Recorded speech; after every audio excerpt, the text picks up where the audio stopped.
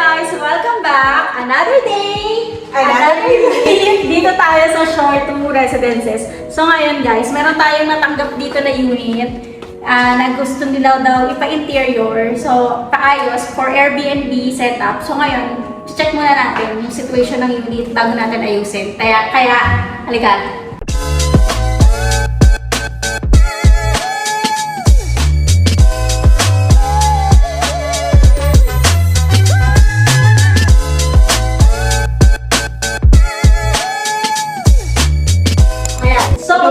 Eto guys, itong unit ni Ma'am, 27 square meter to. Dati na namin itong pa-long term.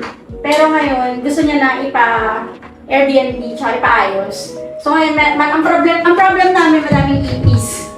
So, ipa-pesticide muna namin. So, ito yung CR niya. Tara, pakita natin ang ating toilet. Ayan. So, ang gagawin namin dyan, lalagyan namin syempre ng shower enclosure. Tsaka, ayan, lalagyan namin ng design dyan. Tapos papatanggal namin yung washing machine kay owner. Ayan, so dito sa sala niya, ito tatanggalin namin to kasi nandito yung maraming ipis. Marami siyang ipis. So sa sala niya dito, lalagyan namin design, may ano na kami, may layout na. Di ba kaya yun dito? Anong plan natin dito, ha? Maganda to, ha? Dito pa maglalagyan ng mga molding dito. So, hindi na tayo magagamit ng fluted panel for a change. Oo, hindi tayo muna mag-fluted panel kasi may ipis. Maiba naman yung ating So, parang maiba naman na ating design.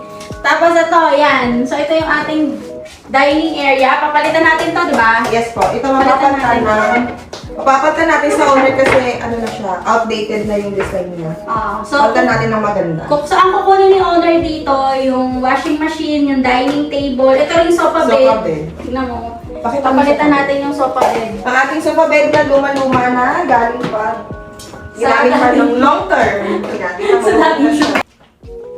Itong cabinet niya, kasi luma na siya, papatanggal natin kay owner. Pwede naman niyang gamitin sa bahay. Maganda to, ang ganda nito dati. Pero ngayon, tingnan mo, katagalan pumangit na rin. So, kailangan i-freshen up yung ating mga gamit.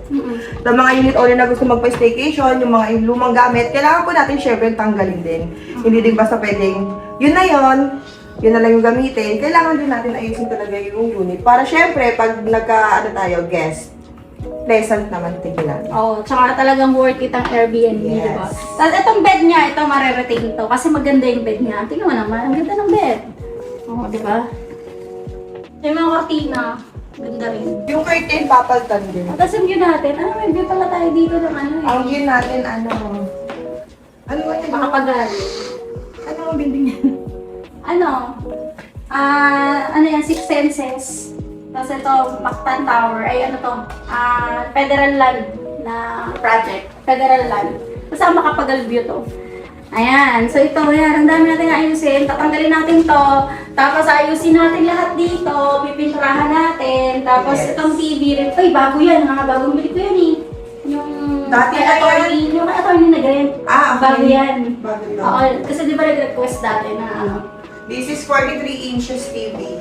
Pwede na yan. Kasi ito, yan, di ba, ang tatag ng ating, dito, Samsung. Matagal na ito, since 2020 ata to. So yan, excited na kami na ayusin to guys. So, abangan ninyo ang ating before and after. Abangan yung after pala. So, ito yung before, abangan yung after. Okay? Ikaw na mag-outro. So, that's it for today, guys, for our vlog. Again, my name is Kay, and thank you for watching. Bye! And thank you for watching. Bye!